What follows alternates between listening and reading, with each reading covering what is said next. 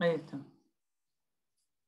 Bueno, habíamos dicho que el porcentaje de recombinación tenía que ver, o la probabilidad de recombinación entre dos genes estaba relacionada directamente,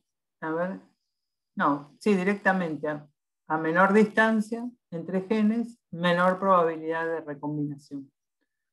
Entonces, cuando empezaron Morgan y su discípulo Stutterman a estudiar estas relaciones, a este discípulo se le ocurrió que con los porcentajes de recombinación podía armar un mapa genético.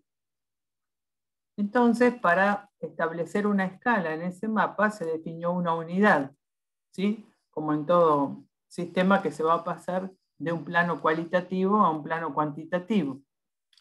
Podríamos decir más o menos porcentaje de recombinación, más cerca, más lejos. Pero se definió una unidad de distancia para empezar a armar el mapa, es decir, dar la ubicación de los distintos genes en un cromosoma. Y se estableció como unidad el 1% de recombinación.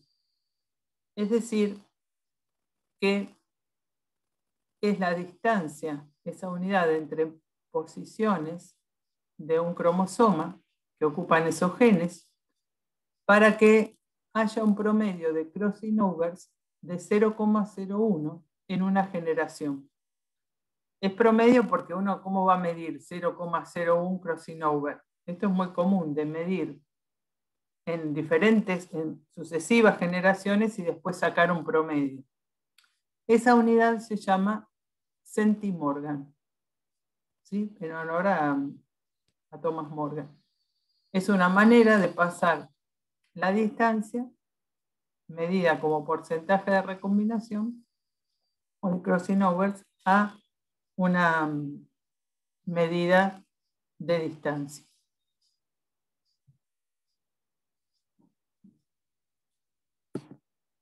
Entonces, volviendo al ejemplo, bueno, acá igual no sé si es exactamente el ejemplo que vimos. Me parece que no. Que los alelos no, porque acá es tamaño del cuerpo, no, perdón. Pensé que estábamos hablando del tamaño de las alas, pero no. Acá se cruzó el mismo tipo de hembras que habíamos visto, pero ahora el otro rasgo, en lugar de ser el tamaño de las alas, es el cuerpo diminuto. Se hace la primera filial. Por favor, presten atención y les tienen que salir estos genotipos, digamos así, de los cuadros de Punnett. Y después de esta segunda filial se eligieron a las hembras, ¿sí? Y se cruzaron con machos recesivos. Otra vez, un ensayo de tipo de test cross. Cuando se cuenta la cantidad de descendientes con las gametas propias, digamos, que no sufrieron recombinación, se encuentra que con este par de genes el porcentaje de recombinación es 3,1%. Entonces, nosotros podemos establecer que entre el gen W y el DM hay una distancia de 3,1 centimorgans. Lo que podemos saber a partir de esta información es la distancia entre ellos. Ahora, si para este lado está el centrómero o el telómero, necesitamos otra información para poder deducir. Entonces, si nosotros tenemos genes a corta distancia, después vamos a entender por qué las distancias mayores son ambiguas. Si tenemos más de un gen a distancias cortas, se establece el principio de distancias aditivas. Es decir, no estoy pasando por alto ningún crossing over que no me dé cuenta. Ahora lo vamos a ver. Pero asumamos esto. Si quiero mapear más de dos genes, acá ponemos el ejemplo de 3, las distancias entre ellos tienen que ser cortas para que yo pueda sacar deducciones sumando y restando distancias.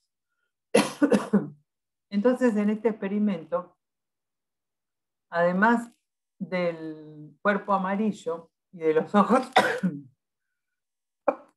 perdón, y de los ojos rojos, se estudió el aspecto de una vena cruzada que tiene en el ala, otro gen. Esos genes son el Y para el cuerpo amarillo, el RB para los ojos color rubí y CB por el aspecto de la vena cruzada. Lo que dio es que cuando analizaron la cruza entre I y RB, se observó un 7,5% de recombinantes. Cuando hicieron la cruza entre ojos, color de ojos y aspecto de la vena cruzada, se obtuvo un 6,2% de recombinantes. Con eso, uno puede decir, bueno, ¿qué arreglos puedo tener que sean consistentes con esta descripción? Y bueno, todos aquellos que respeten que la distancia entre I y RB sea 7,5 centimorgans y que entre RB y CB sea 6,2. Ahora, esta es posible y esta otra también es posible. La tercera es imposible porque nos plantea que si este fuera el arreglo de los tres genes, lo que nosotros tendríamos es que la distancia 6,2 quedaría gráficamente más larga que una de 7,5. Así que la número C y cualquier otra que no cumpla, notoriamente, digamos, que no cumpla con estas restricciones de distancia, va a ser descartada. Ahora, entre estas dos, con la información que tenemos, ¿podemos decidir si una de las dos es la verdadera y la otra es falsa?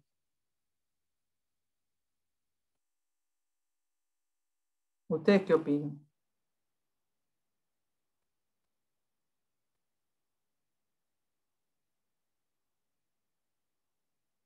¿Se escuchan? Alguien está escribiendo. Necesitamos el dato del par CI y B. Es decir, la respuesta de Agustín dice que así con la información que tenemos es válida tanto esta organización, como la planteada en A, como la planteada en B. ¿Puede ser que sean las dos al mismo tiempo? O sea, puede ser que los genes estén acomodados de cualquier manera y haya recombinación homóloga. O sea, puede ser que en algunas gametas estuvieran así y en otros así. ¿Qué les parece? ¿Alguien contesta? Creería que no. Y yo también creería que no. Si no pudiéramos defender algo está pasando, pero si uno dice, bueno, los mapas cromosómicos, los genes, por toda la historia evolutiva que tienen un orden en el cromosoma, entonces esperar cualquier orden no sería una suposición aceptable. Y como dice, creo que era Agustín, lo que necesitaríamos es medir una tercera distancia, la distancia entre I y CB, para distinguir si es 13,7 o 1,3. Cuando se hizo ese experimento, resultó que la distancia verdadera entre I, el porcentaje de recombinación entre Y y CB es 13,7%. Lo que sí vamos a seguir dudando es justamente si I está más cerca del telómero o del centrómero o CB. Esa información la tenemos que deducir con otro experimento. Después ustedes podrían pensar qué podríamos hacer para deducir eso y salir de esta duda. Lo que se sabe es que I es el que está más cerca del telómero, pero es algo que no podemos deducir de esta información.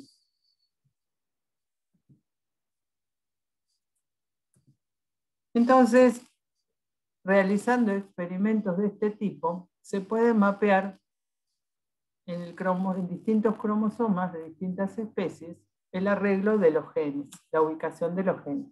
Entonces, fíjense que en este caso está mapeado el cromosoma 10, el brazo corto y el brazo largo, del cromosoma 10 de maíz.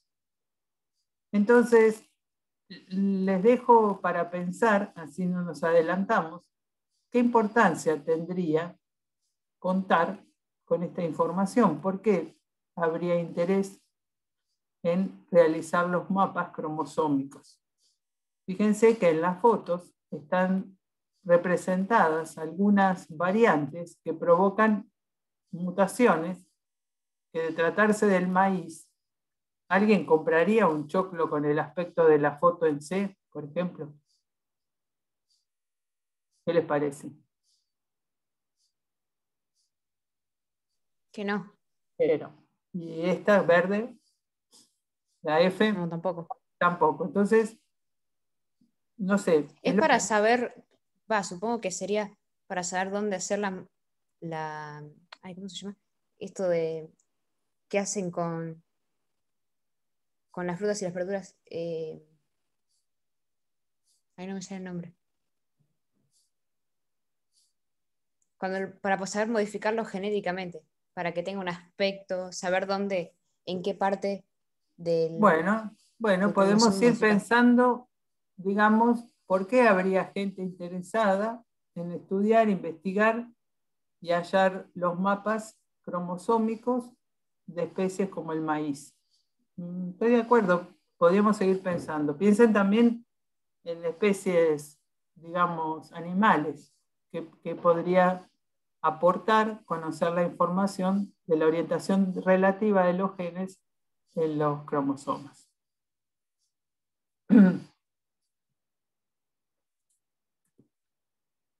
El problema a veces es que, como todo, cuando uno hace una estimación basada en algún parámetro, como acá estamos usando el porcentaje de recombinación para medir distancia, tiene que saber en qué casos esa correlación no se cumple.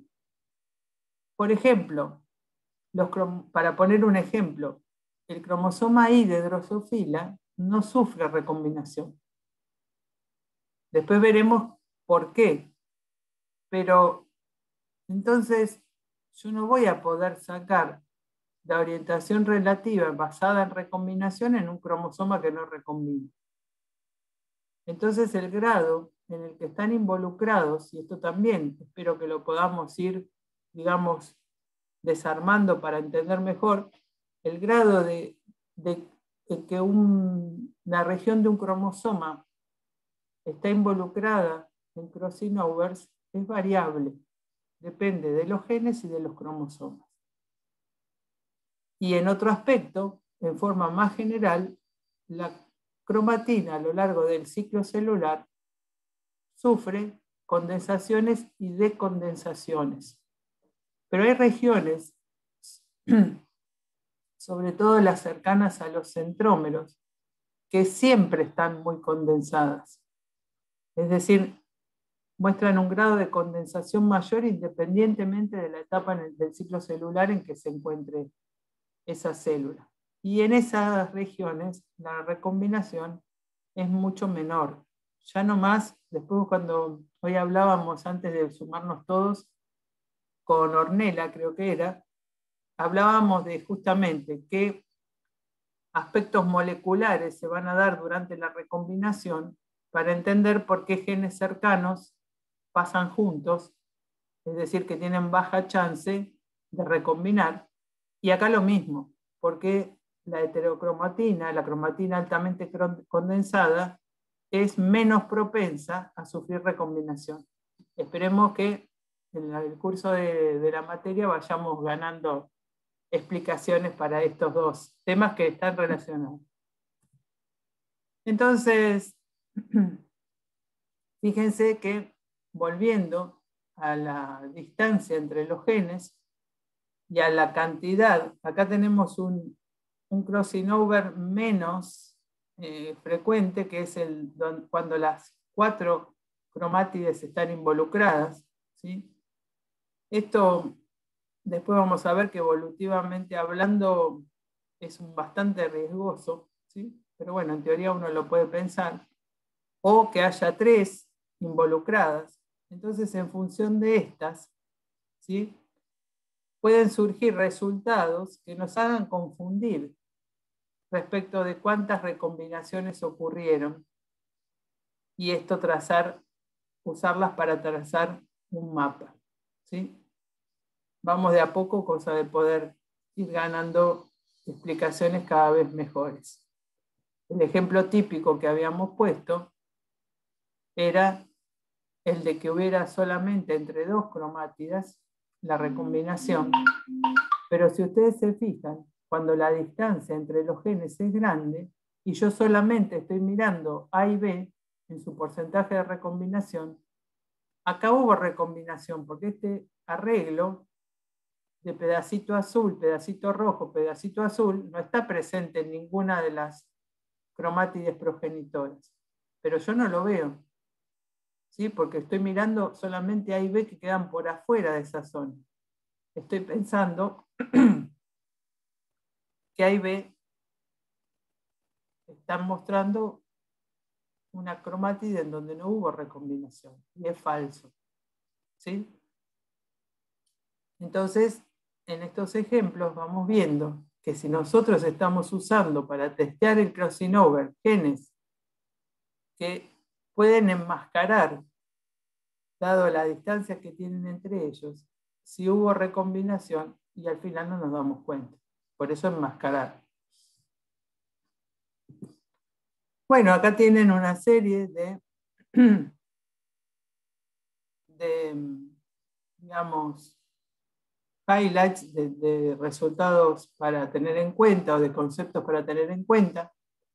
Fíjense que acá en azul está puesto que el porcentaje de recombinación máximo es 50 porque involucra 2 de las 4 cromátidas, pero vimos que hay casos que esto puede no ser así, ¿sí?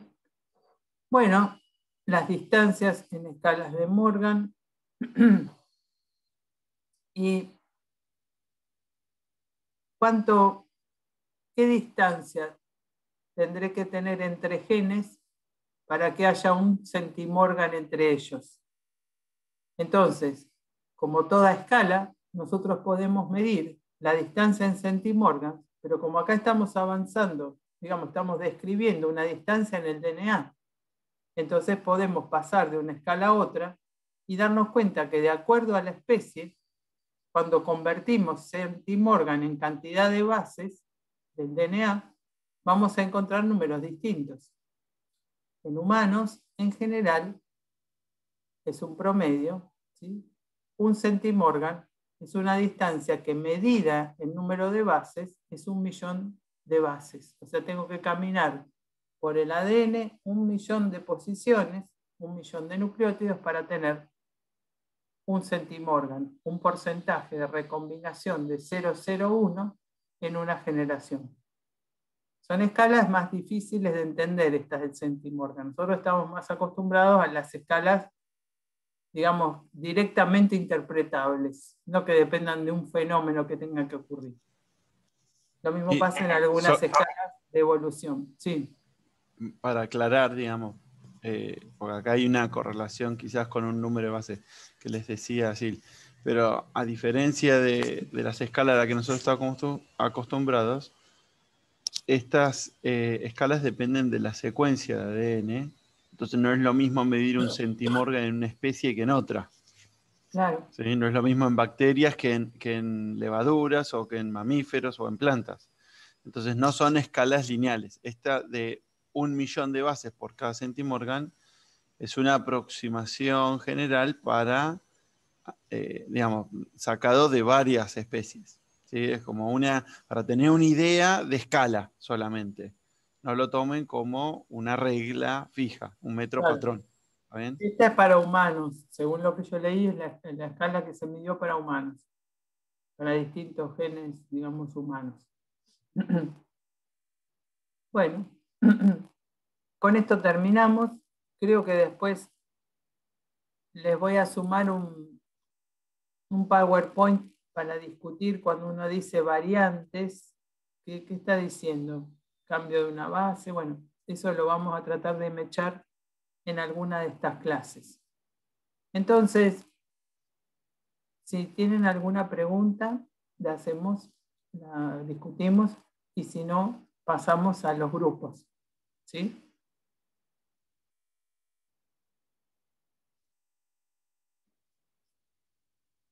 ¿Se fueron? ¿Se durmieron? Algunos quizás todavía no volvieron. Capaz, están con el mate. No, acá Agustín nos dice que por ahora no tiene preguntas. Yo lo que me olvidé de preguntarles al principio era si ustedes habían podido leer algo para la clase, digamos, porque para la clase pasada entiendo que por ahí no habían leído nada, pero para la clase de hoy ya podrían haber empezado a agarrar algunos de los libros, consultar otra bibliografía, o simplemente buscar algo en internet, ¿no? O sea, nosotros ahora lamentablemente nos hemos virtualizado. Parte del entrenamiento que ustedes van a tener que asimilar ahora es aprender cuáles son las fuentes confiables para ir a buscar información en internet y cuáles no. Eso es práctica. Es práctica y es experiencia. Entonces, no está mal que ustedes quieran ir y buscar por ahí algo que está más accesible. Recuerden, creo que ustedes estaban, ¿no? Porque lo conté el martes. Cuando ustedes van a la parte de bibliografía en el Moodle, está el link también al Khan Academy. ¿Sí? Khan como K-A-H-N, que es un lugar bastante confiable. Las cosas suelen estar presentadas, algunas de forma bastante esencial, pero tiene bastante detalles otras, ¿sí? Sobre todo la parte de biología molecular. Nosotros los hemos derivado bastante a los alumnos otros años, porque tiene bastante detalle. Bueno, ahí, por ejemplo, Agustín nos dice que él estuvo mirando el Griffith. Es un buen libro, me parece, para consultar. Y la parte esta de genética es como su especialidad, justamente. Después es difícil a veces elegir un solo libro. Si ustedes nos van preguntando a nosotros, por ahí, tema a tema, por ahí los vamos a ir refiriendo a un libro distinto. Y además cada uno de nosotros por ahí tiene sus preferencias. Recuerden que el Leninger es una muy buena aproximación inicial. Les va a cubrir la mayoría de las cosas básicas, pero están los otros libros también. Miren, ojeen un poco cada uno y quédense con el que más les sirva. El problema del Genes, por ejemplo, que a muchos de nosotros más nos gusta porque es el más completo, es que tiene mucho detalle. Tiene las cosas con demasiado detalle. Entonces ustedes pueden leer de ahí y cuando ven que está entrando en cosas demasiado finas, saltean. Pueden ir haciendo una selección a medida que van leyendo del grado de detalle con el que ustedes tienen que leer las cosas. Y si no, lo leen medio en diagonal, miran bien las figuras y van teniendo una idea de toda la información, y cuando hay algo que les quedó, digamos que no terminan de entenderlo, pueden volver y leer un poquito más en detalle. Bueno, no sé si había alguna otra consulta. Me parece que la mayoría de los que contestaron dijeron que por ahora no. Uno solo dijo que había estado mirando alguno de los libros. La pregunta que viene ahora es si intentaron resolver los problemas. Perdón, me meto porque justo me distraje con un mensaje que me habían enviado. Las cuestiones de genética están bien explicadas en los libros de biología general. Ayer hablando habían mencionado algunos el Curtis y yo les comentaba del Campbell, y no sé si tienen acceso, si no podemos buscar algo para compartir en formato digital, ¿sí?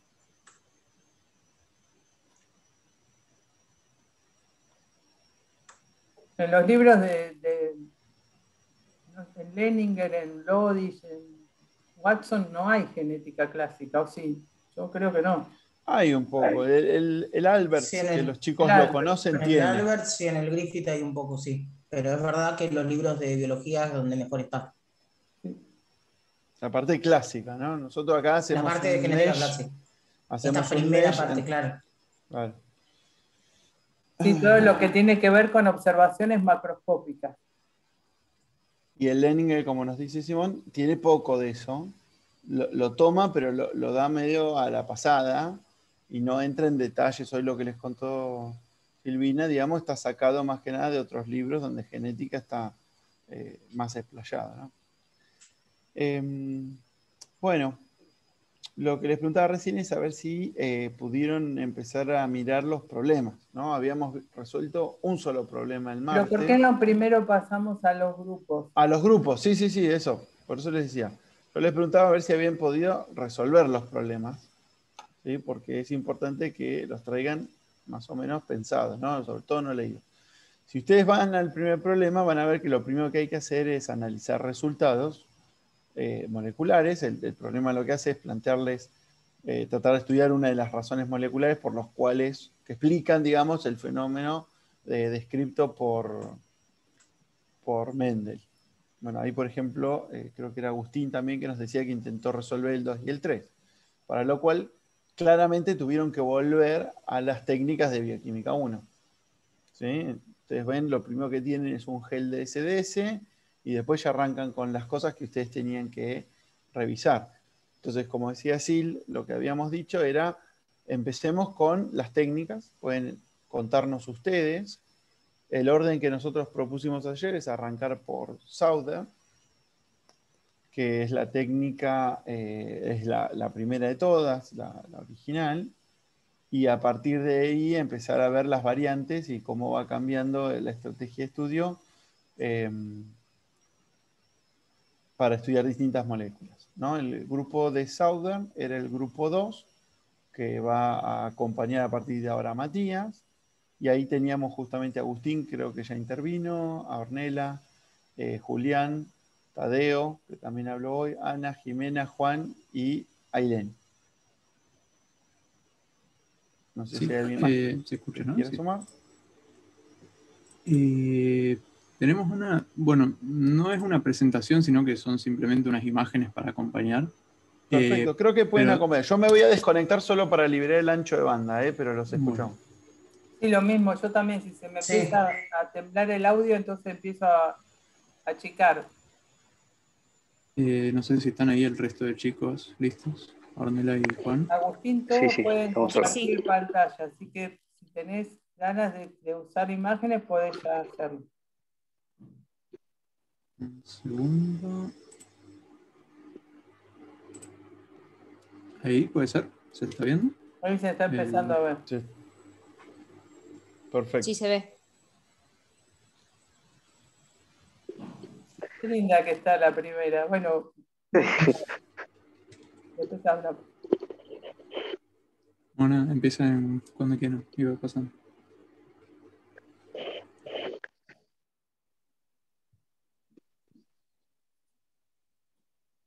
Bueno, ¿quién daba la intro? ¿La daba yo? Sí. Bueno,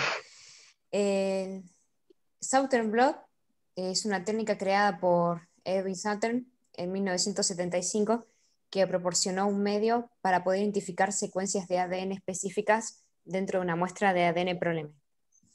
Bueno, voy a comenzar hablando del procedimiento como es. Mediante el uso de una enzima de restricción, puedes reconocer una secuencia característica de nucleótidos dentro de una molécula de ADN. Y así puedes cortar el ADN en ese punto en concreto o en un punto aproximadamente cercano. La muestra de ADN que querés analizar se incuba con la enzima 37 grados y los fragmentos obtenidos se separan según su tamaño mediante un gel por electroforesis. Bueno, el fundamento de la electroforesis es que el ADN, debido a su carga negativa, va a migrar al extremo del ánodo con carga positiva y los fragmentos de distintas clases de tamaños van a formar distintas bandas en el gel. Bueno, porque la agarrosa actúa como un filtro, por así decirlo. Después de eso, los fragmentos de ADN se van a desnaturalizar sumergiendo el gel en una base, en álcali. Y así para poder permitir que las secuencias de ADN complementarias puedan unirse a los fragmentos de ADN que son complementarios a ellos. Una vez que se desnaturaliza, los fragmentos de ADN se van a transferir a una membrana cargada positivamente, que es con la que se van a adherir. Y así se crea como una mancha, es como un espejo. O sea, lo que está en el gel se va como a reflejar en la membrana. Bueno, y como dato, antes se usaban membranas de nitrocelulosa, pero como eran frágiles y se rompían fácilmente, se las reemplazaron por membranas de nylon. Bueno, para poder pasar a la membrana, se pone el contacto al gel, perdón, para poder pasar el ADN a la membrana se pone contacto al gel con la misma. Y sobre la membrana vas a apilar capas de papel filtro, una placa de vidrio y sobre esta un peso. Bueno, el ADN así va a ascender, va a pasar de gel a la membrana. Después de que el ADN de interés se va a unir a la membrana cargada se va a incubar con una mezcla de fragmentos de ADN específicos para saturar todos los sitios de unión restantes en la membrana.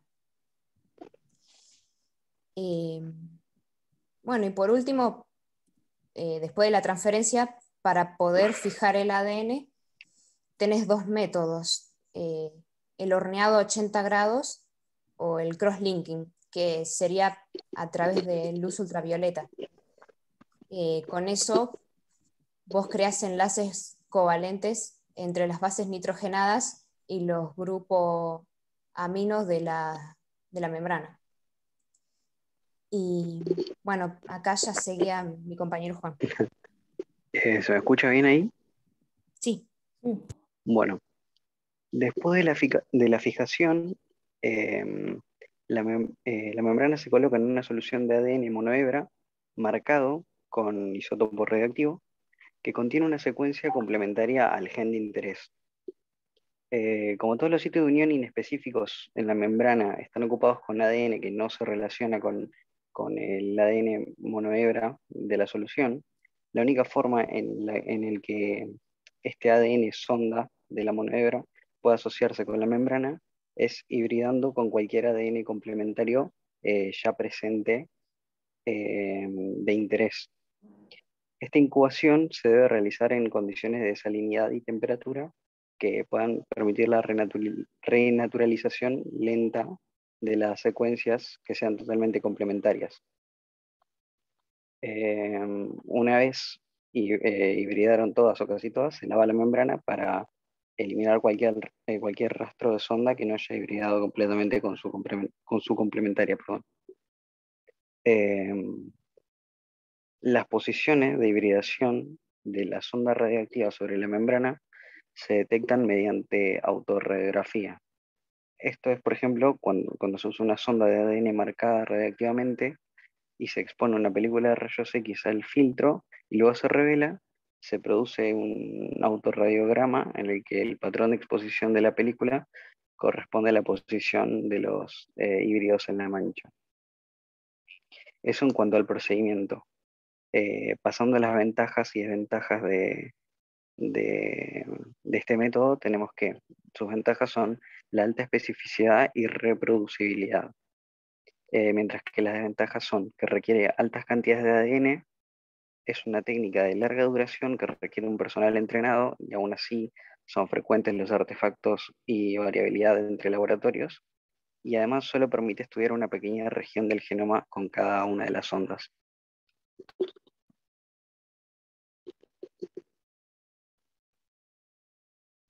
Bueno, se nos ocurrió que estaría bueno mencionar algunas aplicaciones. Primero mencionamos unas medios generales y después vamos simplemente a mencionar algunas puntuales. En general, gracias a que el método nos deja reconocer secuencias en una muestra, Southern Blot se puede usar para un montón de estudios, como por ejemplo pueden ser, no sé, estudiar todo lo que son poliformismos, que pueden ser reordenamientos de la secuencia, amplificaciones, deleciones. También se puede estimar más o menos el tamaño de un fragmento que nos interese. Por ejemplo, vimos que se ha determinado tamaños de telómeros por la técnica. Siempre comparando con estándares, ¿no?, de ADN con peso molecular conocido. También se puede aplicar para el diagnóstico de enfermedades, como pueden ser enfermedades genéticas, por ejemplo, el síndrome de Angelman y síndrome X frágil, o también enfermedades virales se pueden detectar. Esto de acá no es una aplicación, sino una especie de modificación al procedimiento, porque volviendo al procedimiento, durante el lavado de la sonda, ya unida, digamos, a sus secuencias complementarias de la muestra, si hacemos ese lavado con alta temperatura, la sonda que obtengamos unida al ADN que corrió va a ser, digamos, entre comillas, 100% complementaria a la muestra. Vimos que si uno disminuye la temperatura de ese lavado, se puede obtener que esa sonda, que quizás se había unido a fragmentos menos idénticos o menos compatibles, se mantenga ahí, se mantenga unida. Entonces se puede llegar a un resultado en el que no solo vemos secuencias idénticas, sino que vemos secuencias que son similares.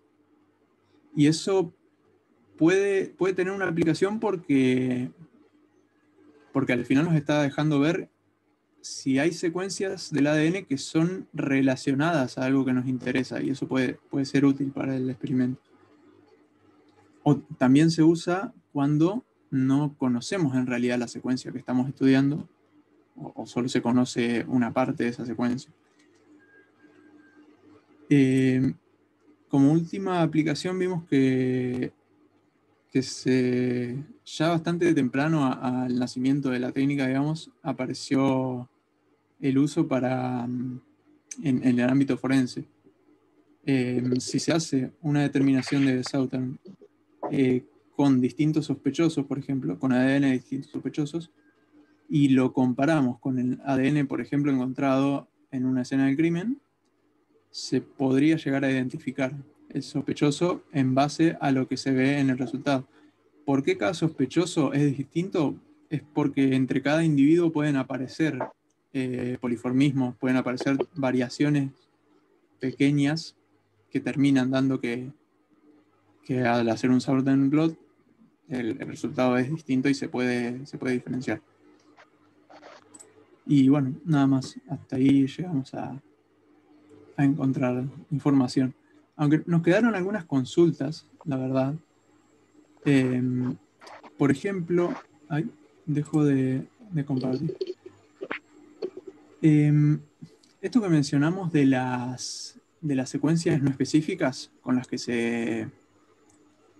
se incuba primero la membrana para saturar el resto de sitios, no sabíamos si se hace siempre ese procedimiento, si es necesario siempre. Y queríamos sacarnos la duda. ¿Alguno de Sí. ustedes, chicos, el resto de la comisión, tiene alguna respuesta a esa pregunta?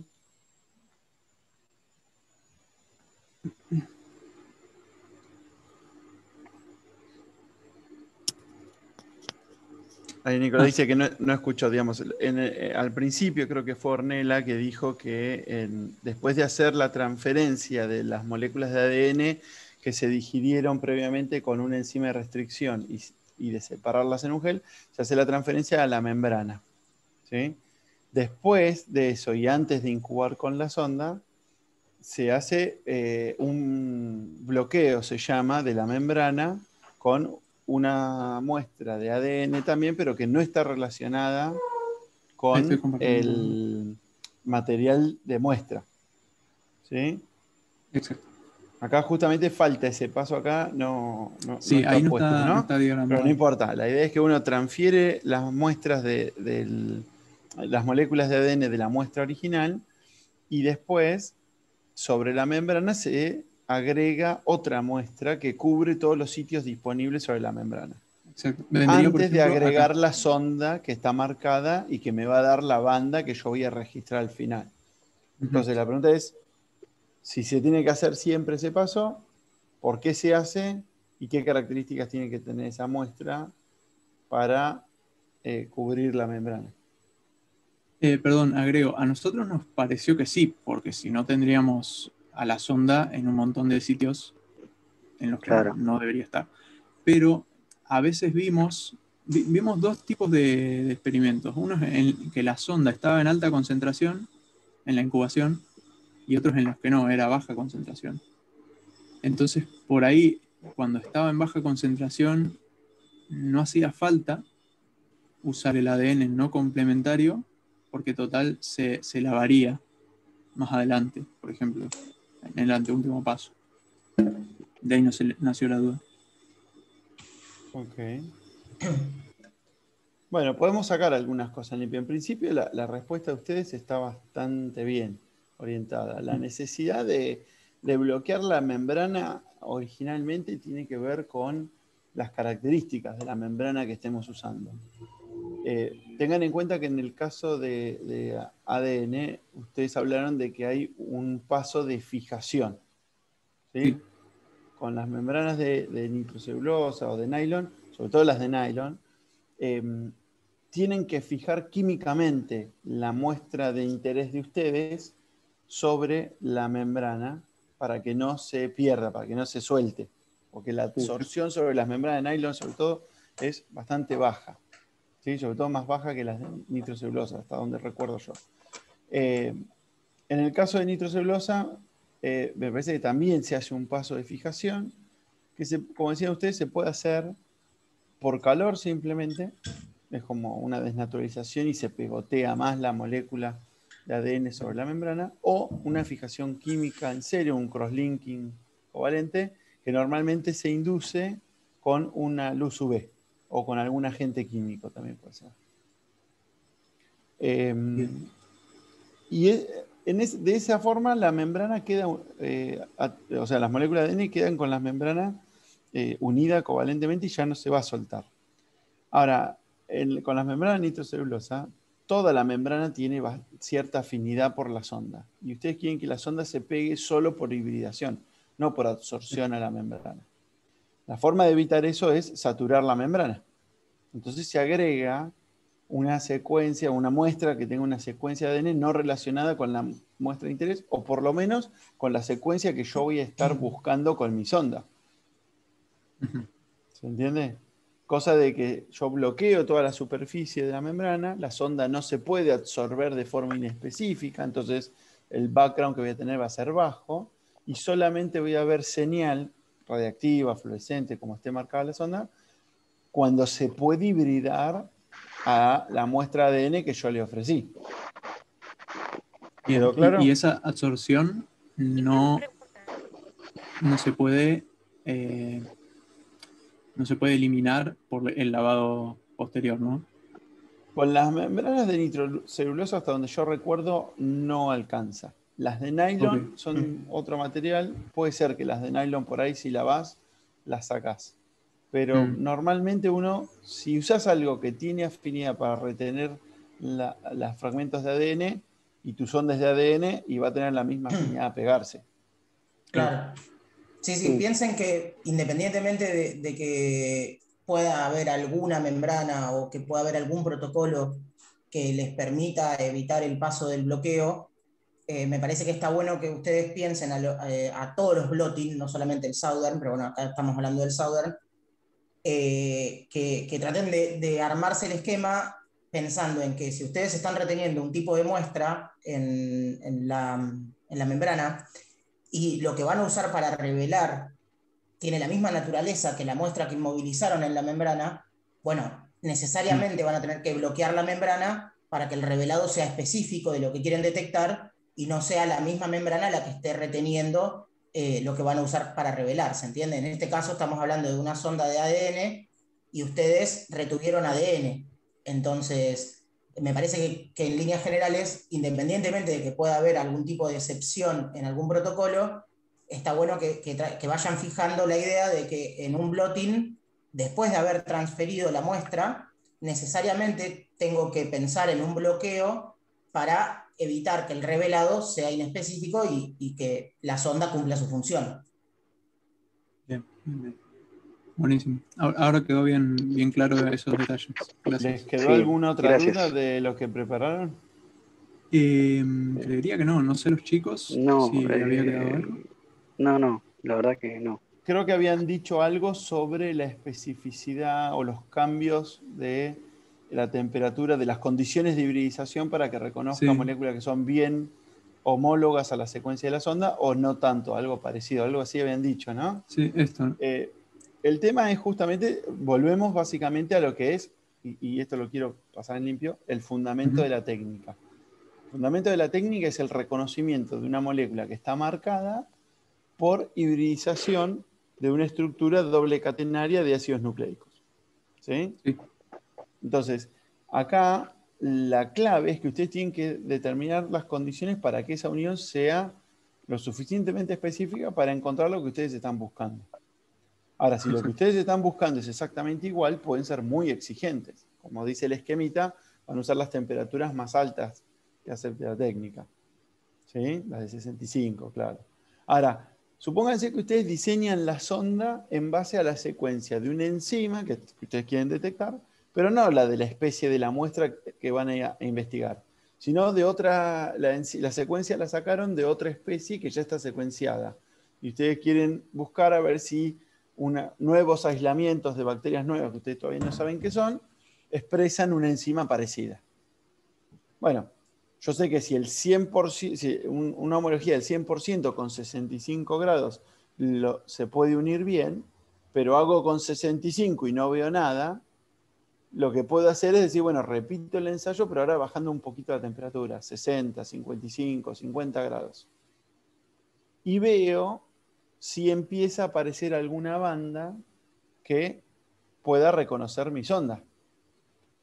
Cuanto más tengo que bajar yo la temperatura para que reconozca algo que no sea 100% específico, y me está hablando de que más lejos está la secuencia que reconozco de la que realmente fue usada para diseñar la sonda.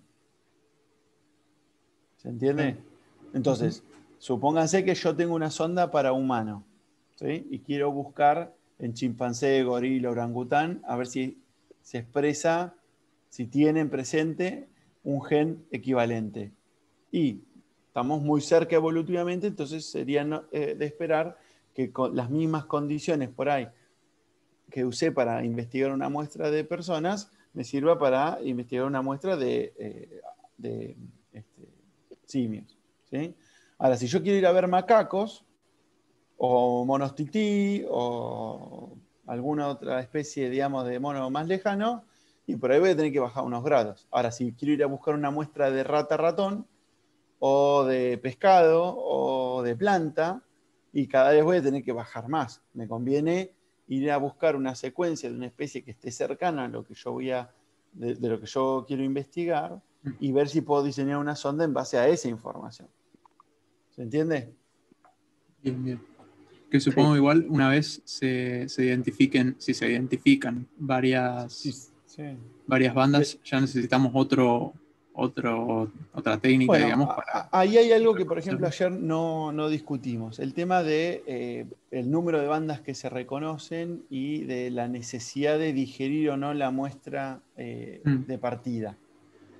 Lo que es la técnica en sí, una técnica de hibridización, como se engloban muchas de estas técnicas, la clave y el fundamento es que se puedan reconocer la molécula muestra con la molécula de la sonda. Para que eso ocurra, yo no necesariamente tengo que digerir la muestra de ADN. De hecho, hay derivaciones de esta técnica de Sauder o de blotting, como lo quieran llamar en general, en donde puedo usar, por ejemplo, una bacteria crecidas como colonias. Tengo una placa con 150 bacterias y quiero ver si alguna, como digerí un genoma y lo repartí en varias bacterias para armar una biblioteca genómica, quiero buscar a ver cuál de las colonias se quedó con el pedacito que a mí me interesa de ese genoma.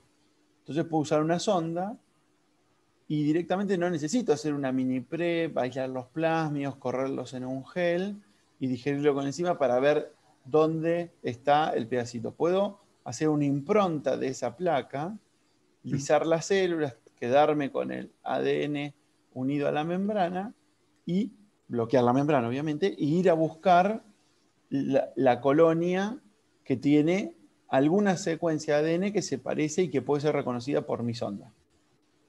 Cuando yo detecto 2 o 3 colonias, o 10 colonias, no importa, como yo mantuve la organización de la placa, puedo volver a la placa original y picar esas colonias y ahora trabajo solamente con esas 5 o 10 colonias y no tengo que trabajar con 150. Se ve la utilidad. Ahora, yo no sé si de todo el ADN que tiene mi muestra se me repartió en distintas plasmias, por ejemplo, en distintas colonias, y puede ser que la sonda se una por el extremo 5' a una plásmida y por el 3' a otro. ¿Las ondas qué largo tienen normalmente? ¿Alguien sabe? Esa es una duda que tuve y ni siquiera lo busqué, la verdad. Varía.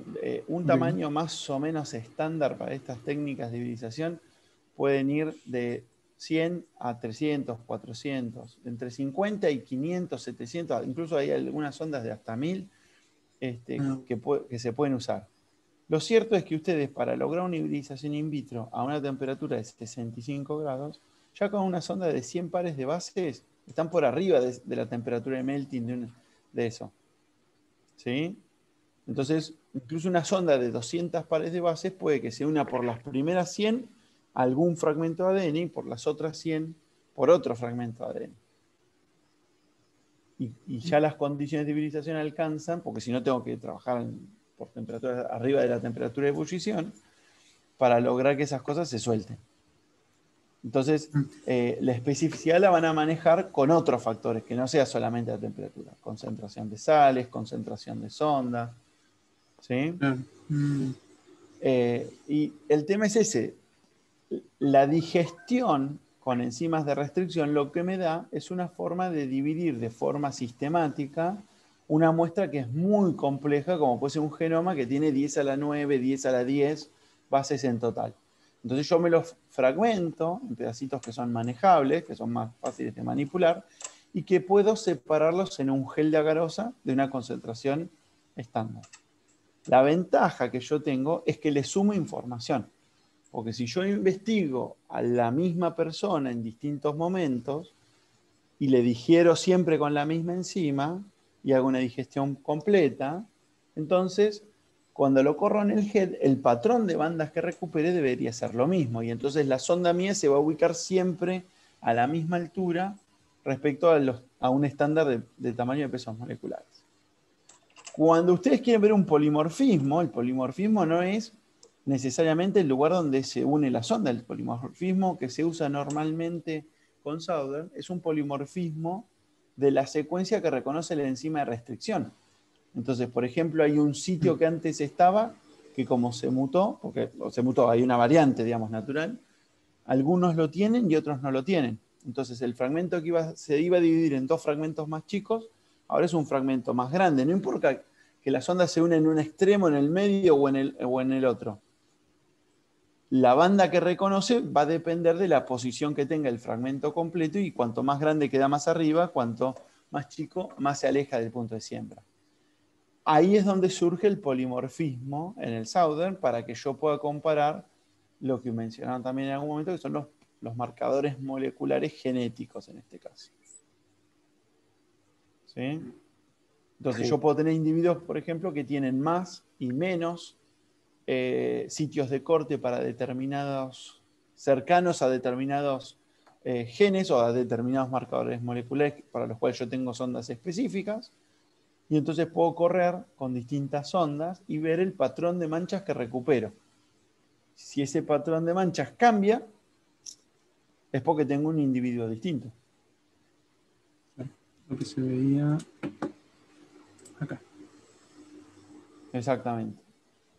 ¿Sí? Si ustedes tienen un patrón de bandas distinto, es porque el individuo tiene un ADN distinto y entonces es otra persona.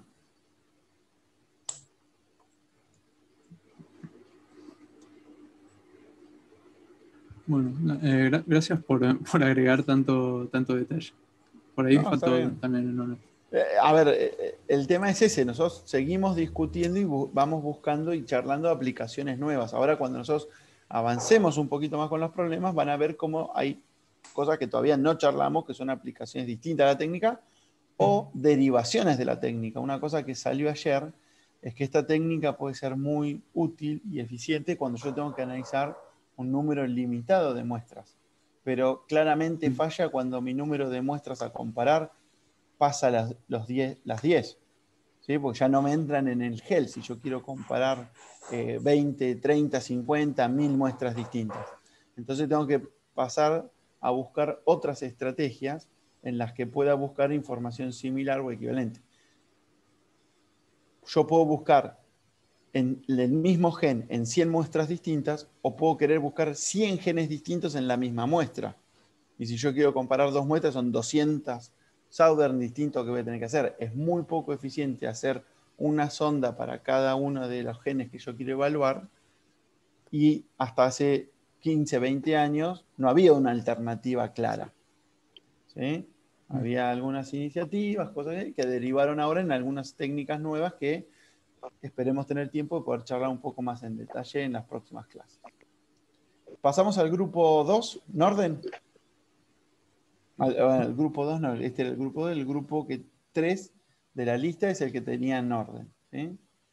Camila, Pilar, Mariano, Florencia, Pedro, Luciana, Valentina, Camila, Marinés y Martina. Hasta donde tengo registrado yo.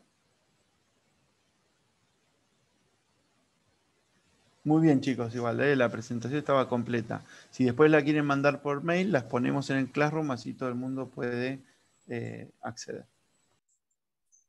Sí, iba a decir lo mismo, que estuvo muy bien. Sobre eso, pensamos, por ahí podemos subir, en vez de la presentación, que solo son imágenes, subir el resumen donde pusimos la información que encontramos, que es un Word, con las mismas imágenes.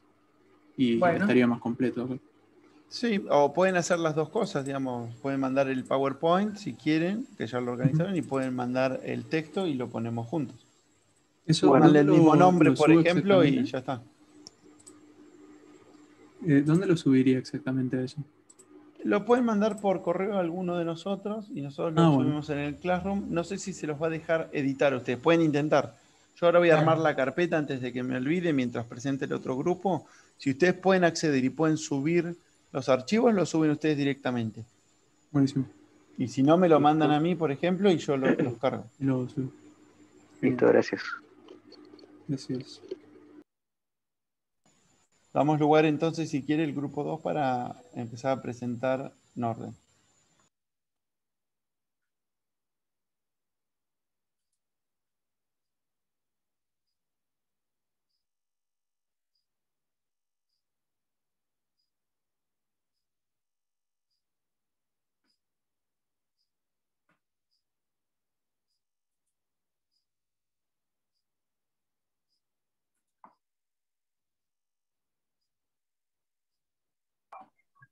Profe, estoy intentando que se me cargue la imagen para compartir pantalla. Pero un cachito que ahí comparto. No hay problema.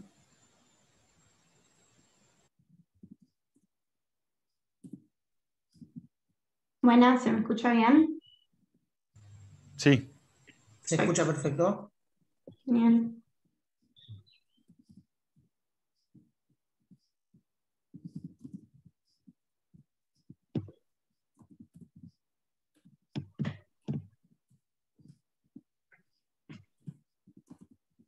Ahí va. Bueno, esta es una técnica de laboratorio que se usa para detectar una secuencia de ARN específica en una muestra. Entonces lo que se hace es sembrar el ARN en un gel de agarosa, se realiza una electroforesis y se separan las moléculas según su tamaño. Después esos fragmentos de ARN que se resolvieron en ese gel son transferidos a una superficie de una membrana. Esa membrana podría ser una membrana de nylon cargada positivamente y después se sumerge en una solución que presente una sonda.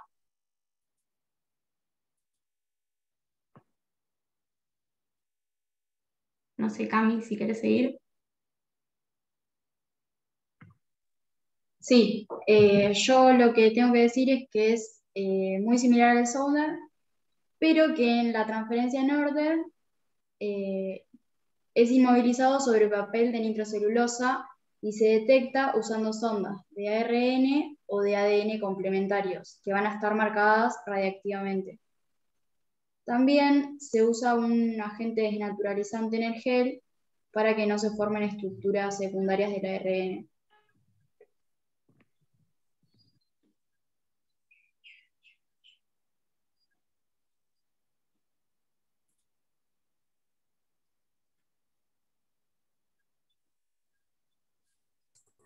Hola, ¿se escucha? Sí. Sí, se escucha.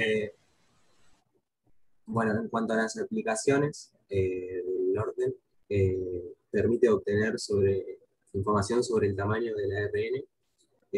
También se puede determinar si un gel particular está siendo transcripto en un determinado tejido o bajo determinadas condiciones. Y también se puede determinar la abundancia relativa de estos genes mediante la comparación de las bandas que se detectan en la membrana de Nylon. Y otra diferencia con el Sonar también era que no se usa agente naturalizante como solución de cloruro de sodio, porque ya el ARN es monocatenario.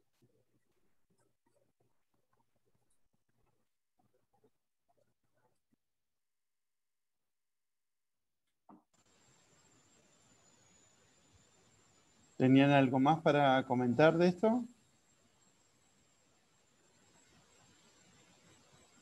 ¿Aplicaciones, por ejemplo? ¿Leyeron algo de eso?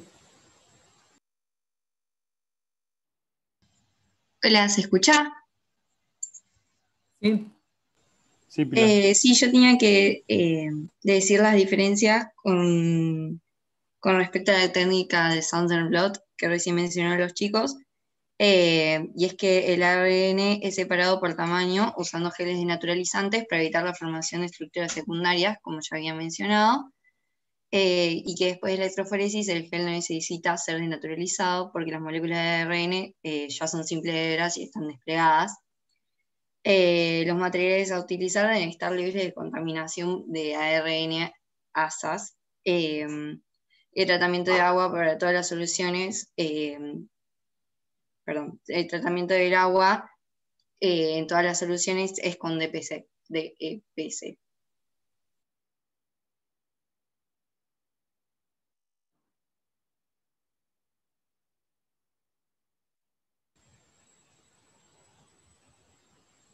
Ok, muy bien. ¿Hay algo más?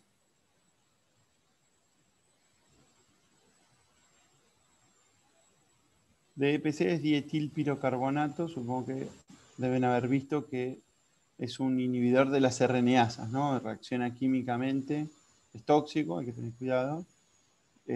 Todo el agua se trata con DEPC al momento de esterilizarla por autoclave. Se le echa el dietilpirocarbonato, se deja un ratito y después se autoclave y el calor lo destruye. Entonces de esa forma esa agua queda libre de actividad de RNasas. Como charlábamos ayer, es lo más dificultoso, digamos, trabajar con RNA, que como es monocatenario y abierto, ¿no? Es una molécula lineal, es fácilmente y rápidamente atacado por las RNasas. Entonces, todo el material que uno va a usar para trabajar con RNA debería estar pura y exclusivamente dedicado a eso y tiene que ser guardado celosamente y limpiado celosamente. Y las soluciones que se usan se tienen que preparar todo con esa agua especial que fue tratado con DEPC. Bueno, los pasos en realidad, como lo hablaron los chicos de sábado en detalle, son los mismos. Lo único que ustedes no tienen en este caso, que es lo que yo les decía recién, no es necesario digerir el ARN. ¿Por qué? ¿Alguien puede explicar un poquito mejor eso? ¿Por qué no es necesario digerir?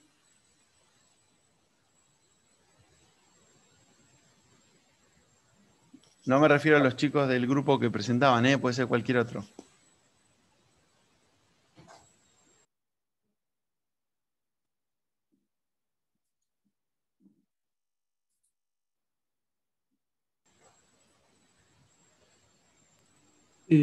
Perdón, entiendo, no sé, por ejemplo, si se estudia un ARN mensajero, no es tan largo directamente que en comparación a una molécula de ADN de un genoma entero, digamos. O sea, sería más corto, entonces ya sería un fragmento que no hace falta usar una enzima de restricción. Primero que las enzimas de restricción a las que estamos acostumbrados no van a cortar las moléculas de ADN en sitios específicos, ¿no? Además, la secuencia de RNs hace, como decía Pedro, era, ¿no? Como él decía bien, ya tienen un tamaño que se puede resolver medianamente bien en un gel de agarosa. Una cosa clave que creo que ayer no habíamos mencionado era el tema de la urea, que se usa para evitar estructuras secundarias, porque si bien nosotros no lo tenemos que digerir para que corra bien, queremos que corra de acuerdo a un único criterio. Ese criterio sería tamaño, o sea, largo de secuencia del mensaje, del ARN. Y si tenemos estructuras secundarias, le empezamos a dar una forma cada vez más globular hasta que no va a correr como una molécula lineal, como corren normalmente las moléculas de ADN bicatenarias. Entonces se usa urea como agente desnaturalizante. Y de esa forma se mantienen lineales y corren por tamaño solamente. Pero sí, está muy bien. El tema es que una molécula de ADN de 10 a la 8, 10 a la 7, 10 a la 9, 10 a la 10, bases de largo, al momento de transcribirse, se dividen en moléculas que son mucho más chicas, órdenes de magnitud más chicas, 10 a la 4, 10 a la 5, como mucho.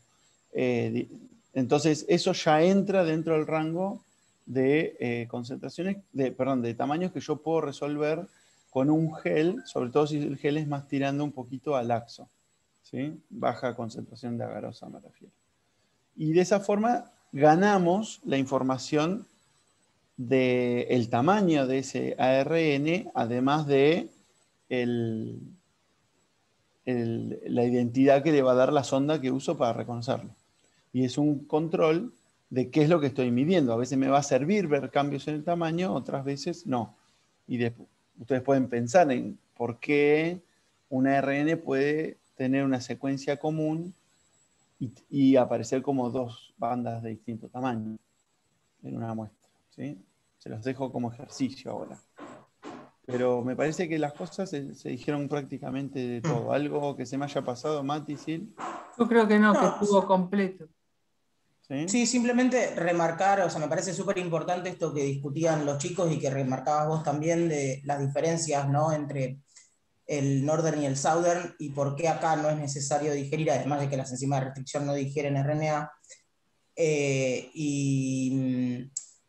Me parece que está bueno que se queden con eso, ¿no? Que en el caso del Southern digerimos no solo para sumar la información de los patrones de digestión, sino también porque es una forma de hacer que el material de partida ingrese al gel. Un genoma tan grande, en el caso del Southern, probablemente se quede en la fosa del gel y no pueda avanzar más allá de ahí. Entonces no vamos a poder analizarlo. O se va a fragmentar de forma inespecífica exacto, y no va a dar un patrón de bandas cuando lo quiero revelar. Exacto. Bueno, un solo comentario al margen que ayer surgió. No sé si vieron que los chicos de la primera técnica dijeron que el nombre refería al investigador que había puesto a punto la técnica. ¿Alguno encontró por qué se llama Norden esta variante? Yo lo que leí es que es como un juego de palabras.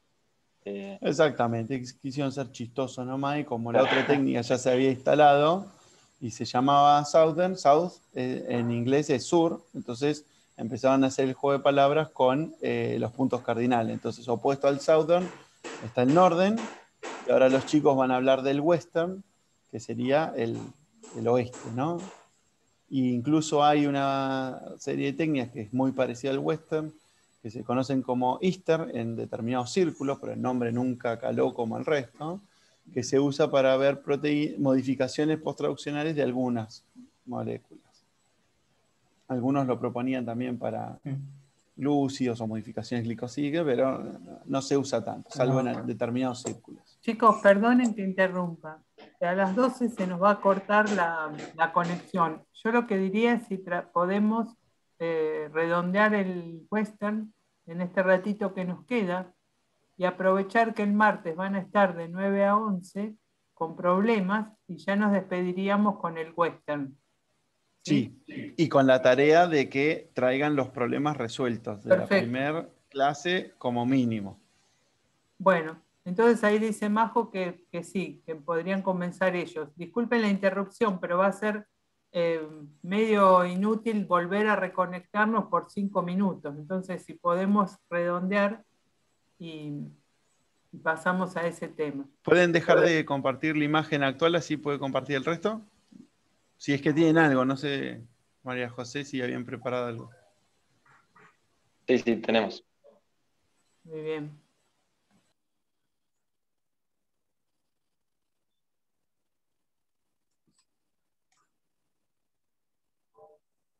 Bueno, Camila, cuando puedas, deja de compartir, así pueden pasar los chicos a compartir.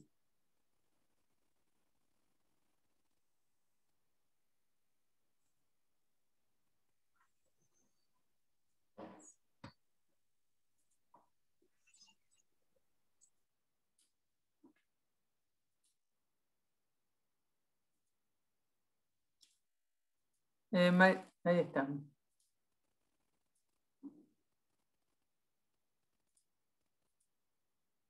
Bueno, cuando quieran.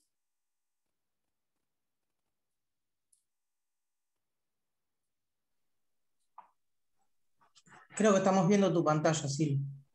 Bueno. Sí. Hola, hola, hola. ¿Se escucha, quería ver si podían compartir. Creo que es mi pantalla, pero no sé cómo sacarlo.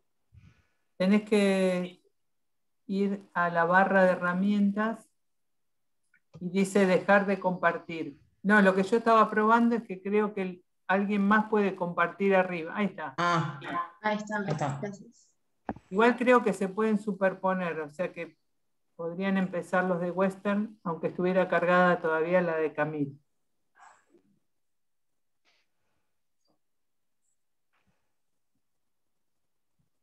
Bueno, ¿quién comparte?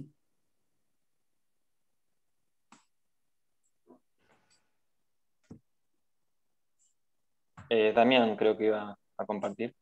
No sé si está por ahí. Ahí estamos. Sí, acá está. Perfecto. A ver que inicio la presentación. Ahí. Hola, hola. ¿Es Yoda o es el del Mandalorian? Es Yoda, ¿no? Sí, es Yoda. El original.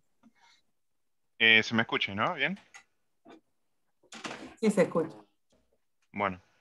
Bueno, a nosotros nos tocó el Western Blot.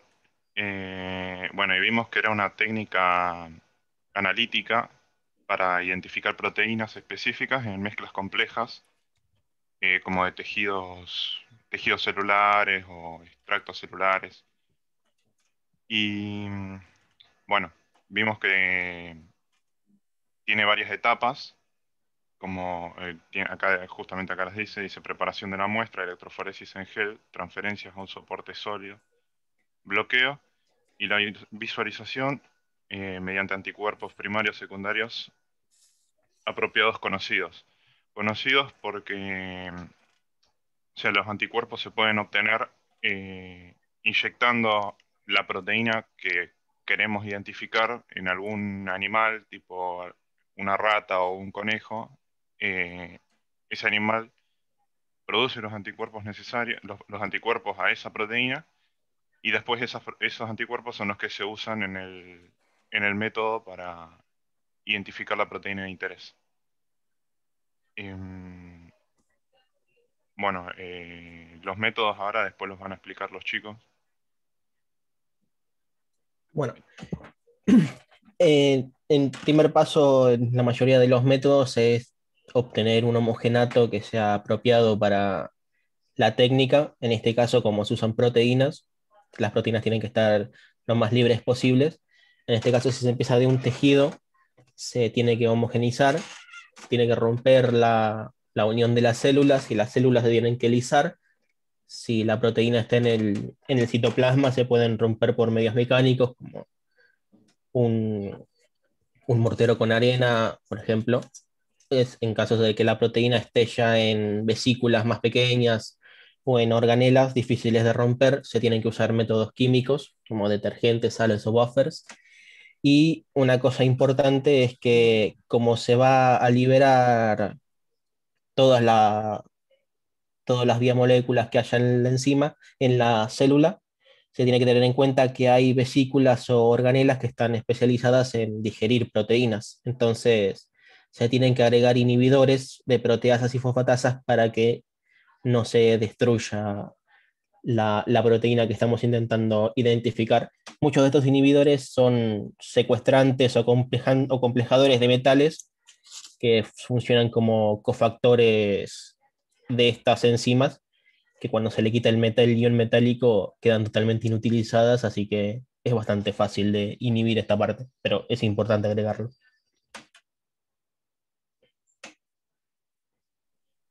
Después, bueno, cuando ya se tiene la mezcla lista, se hace como en los otros métodos, una electroforesis en gel de poliacrilamida.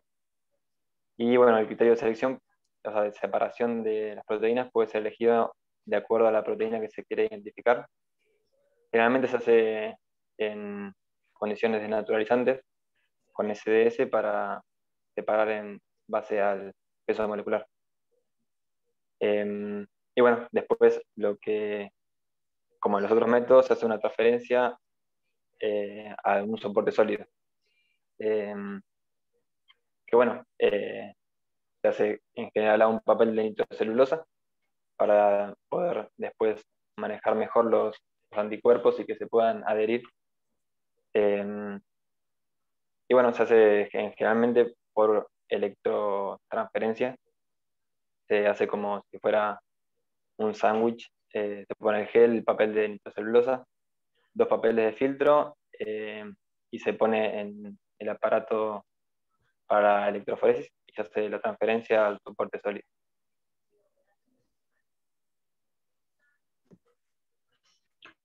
Bueno, ¿se escucha? Sí. Sí, ¿no? Como dijo Juanchi, usamos una membrana que tiene alta afinidad por las proteínas. Y como los anticuerpos que nosotros vamos a usar para detectar la proteína que queremos también es una proteína, entonces necesitamos bloquear. Bloquear sería tapar los huecos que quedan de la membrana para así evitar las uniones inespecíficas que puedan darnos un falso positivo. Pero lo importante del bloqueo es que se tienen que usar proteínas que no tengan nada que ver con la muestra que nosotros queremos, o sea, con la proteína que nosotros queremos identificar, ni con los anticuerpos, porque, bueno, no tendría sentido porque podría generar falsos positivos. Y después la detección se realiza con un anticuerpo unido a una enzima que cuando se une a su sustrato genera una reacción que nos da a conocer que, como dice ahí, una señal lumínica para saber que está la proteína o no está en la membrana que nosotros pusimos. Bueno, una vez se tiene la membrana ya transferida y bloqueada, se tiene que proceder a revelar el resultado o visualizar lo que se está buscando, que al final es lo que uno busca obtener. Y el método de detección va a depender de la naturaleza de la sonda que fue diseñada para el experimento, así que se sabe, la sonda tiene el anticuerpo y unido a ella tiene, en los textos lo decían en inglés, que se llamaba reporter, que dependerá de que es algo que nos permite visualizar. Puede ser una enzima que cataliza una reacción colorimétrica o quimioluminiscente, en este caso se le tiene que agregar el reactivo, la enzima va a catalizar la reacción y va a surgir la mancha o el brillo. En caso de que sea una partícula radioactiva, se pone la membrana contra una película fotográfica y la radiación va a revelar, van a aparecer manchitas como en una placa de rayos X, y van a estar donde están marcadas, donde están sondeadas donde está anclada nuestra sonda. Y en caso de que sea una sonda fluorescente, se lo pone en un equipo que tenga una lámpara apropiada para que dé la excitación lumínica y un lente que registre, como ya se sabe cuál va a ser esa partícula fluorescente, se sabe a qué longitud de onda va a emitir, entonces se puede setear el equipo para que detecte. Pero el método depende de la naturaleza de la sonda, que fue diseñada para este experimento, así que dentro de todo es fácil. Bueno, después están las aplicaciones de la técnica. Esta técnica, además de poder detectar la presencia de una proteína que esté en la muestra, nos permite, dependiendo también del tipo de electroforesis que se haya hecho, nos permite medir la cantidad relativa de la proteína en la muestra, y también si se hace con SDS en poliacrilamida, como eso hace correr a las proteínas en función de su peso molecular, se lo puede estimar, que ahí está en la imagen los distintos pesos moleculares en función de la corrida. Y la medida de la cantidad relativa se necesita haber hecho un corrimiento en gel de todas las proteínas y revelarlo con un colorante, un colorante que coloree todas las proteínas. Y entonces, mientras más oscura sea la línea, más proteínas habría. Y si nosotros comparamos a la misma longitud de corrimiento de esa proteína, vamos a poder ver cómo es la relación de esa proteína, de la concentración de esa proteína, respecto a otras proteínas que haya en la muestra.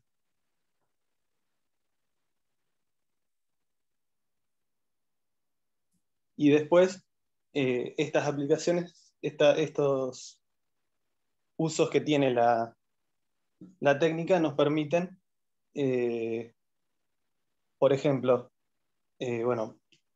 ver si la muestra tiene esa proteína. También, si se lo trata a la muestra con un agente, podemos ver cuál es el efecto que tiene ese agente sobre la proteína, si disminuye su cantidad relativa, si no la modifica o si la destruye completamente. Lo mismo también se puede comparar entre distintos tejidos celulares, y si en un tejido celular hay una medida sana y en nuestra muestra es inferior o superior, podemos diagnosticar un problema.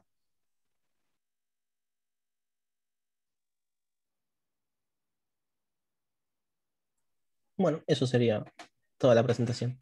Bien, ahí les iba a hacer un comentario respecto de, revisen un poquito para qué se usa el SDS Page en cuanto a la estimación de peso molecular. Recuerden que es desnaturalizante.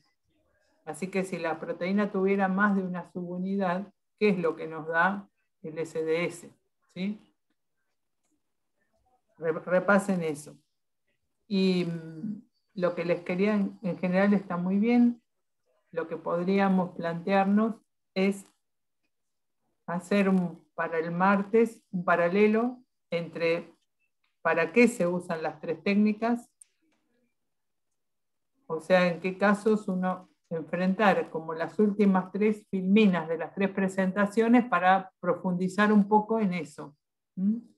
¿Qué ventajas, qué potencia tiene, para qué podría usar cada una? Nada más que para tener las 3 comparadas, porque se ha dicho para qué sirven.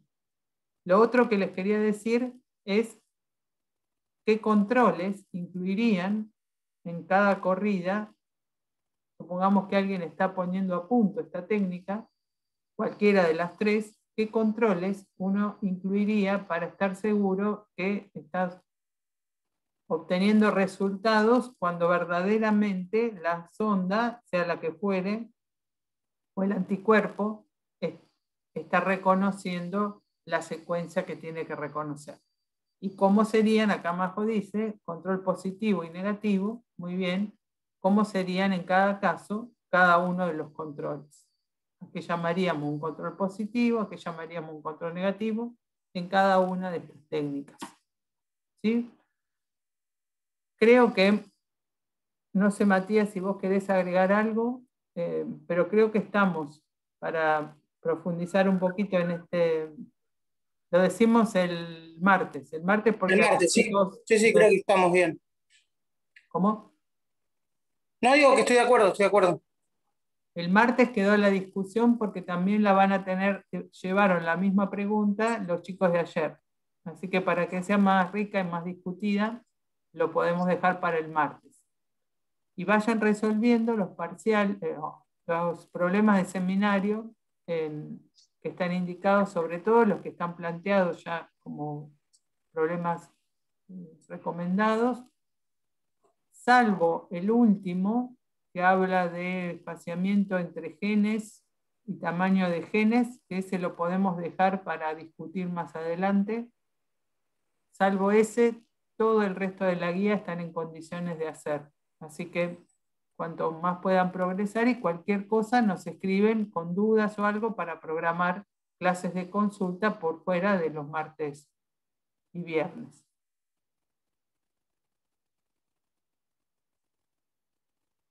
¿Algo más por hoy? Bueno, entonces nos vemos el martes. Si Matías y todos están de acuerdo, nos vemos el martes. ¿Qué les parece? Bueno, yo vengo tarde, voy a llegar tarde el martes, pero están en muy buenas manos. Dale, nos vemos. Una pregunta, ¿el martes empezamos de nuevo a las 9 o Sí, 8:30? a las 9. A las 9. A las 9. Yo ahí ahora los de aulas nos están dando un regalito de unos minutos, porque me dijeron que era hasta las 12, pero bueno, aprovechemos, cuando se corta, se corta. Yo les mandé en el link lo que nos da aulas, se los mandé por Moodle, el link que nos da aulas para entrar al Zoom de ellos. Eso es válido para el viernes, para el martes voy a mandar otro porque es otra, la reunión. Pero más abajo hay un Zoom, que es el Zoom nuestro, para que lo usemos. Ese sirve para los 3 días, lo usemos en caso que el otro no funcione, ¿sí? Por algún motivo, supongamos, ayer nos pasó un problema de horarios, qué sé yo, entonces nos costó organizar eso. Pero ahora ya sabemos que los martes van a tener un link por facultad, los viernes van a tener un link, toda una configuración para la reunión de Zoom por facultad, pero además siempre vamos a tener nuestra reunión de Zoom programada para cualquier eventualidad. Porque nos dieron menos horas, porque no anduvo, algún problema de conexión, qué sé yo. Cosa de que si 9 y 5 no entramos en el Zoom programado por la universidad, por la facultad, nos vamos al otro. ¿Sí? Que corta cada 40 minutos, pero bueno, podemos seguir conversando. Bueno, chicos. Perdón, quería aprovechar para preguntar, ya que hay tiempo. Nosotros, en particular, nuestro docente que nos tocó Matías, podemos ir mandando ya